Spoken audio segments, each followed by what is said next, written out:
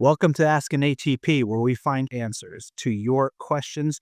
Today, we are talking with Mary Kabarli, ATP and quantum educator. And today's topics getting ready for summer. The first question is, what are better ways to stay cool in a wheelchair when outdoors in the summer? While this might seem pretty obvious, I like to remind clients that if you're going out to the park, to a friend's house for a barbecue, first and foremost, you want to make sure that there's some shade available.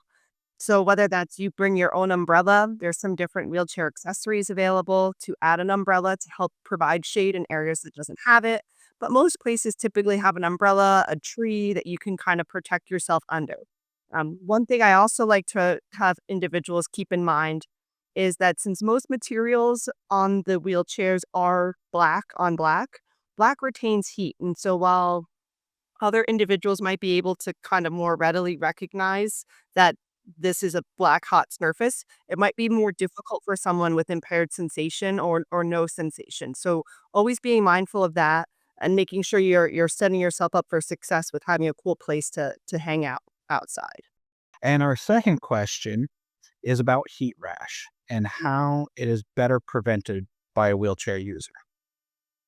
Yeah, so there's a few different precautionary things, again, wheelchair users can do to prevent heat rash.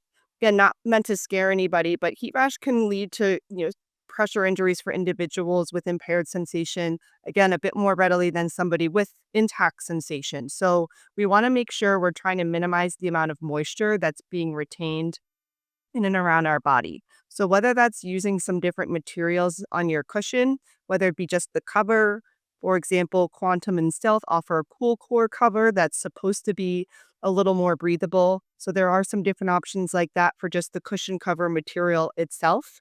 Some different cushions tend to just retain less heat than others if that's clinically appropriate for you. So for example, foam cushions do tend to retain more heat, so if possible, maybe a gel fluid combo or an air cushion, especially if you know you're going to be outdoors for a prolonged period of time in the heat. That might be a conversation you want to have with your OT, PT, your primary care doctor, whoever you're working with for that.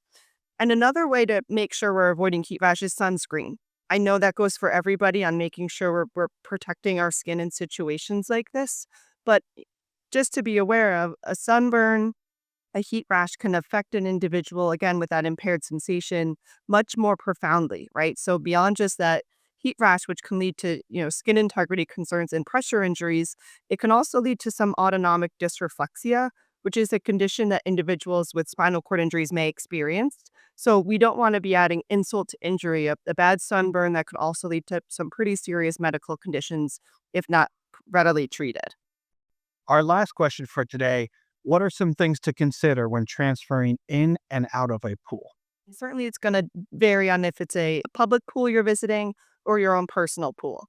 So, again, depending on nature and type of injury someone has, you want to make sure, one, if you're unable to be doing a transfer yourself, that someone is there to help you. You're going to want to be transferring for a different surface to a different surface that has a little bit of friction, merely just to help keep you stable. So, one of the most popular techniques we would go over with some of our clients in talking about transferring in and out of a pool is typically you transfer from your chair to kind of like the plastic seat that you're getting into, the lift that you're in, or I have some clients that have just a plastic almost kind of lounge chair that's more in like the shallow end so they can kind of wade right there.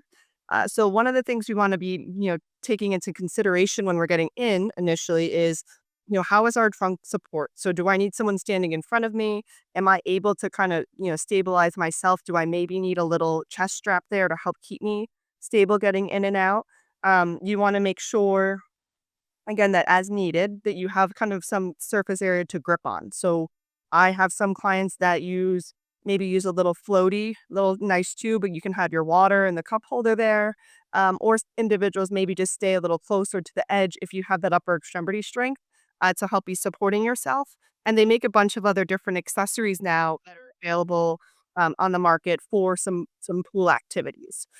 When you're transferring out, I would say that you want to make sure, again, transferring from a pool to a still potentially wet surface for anybody can make it more a high risk for you to be falling and slipping because of that. So you want to make sure you have a dry towel or something around to be transferring on. and maybe two, because you're going to want a surface that again is a little bit dry to go to either that lift or to that kind of plastic like lounge chair I'm describing, and then to the tertiary surface. So we want to make sure that we're minimizing the risk of slipping there. This was Ask an ATP. If you have any questions you would like us to answer next time, please leave them in the comments below.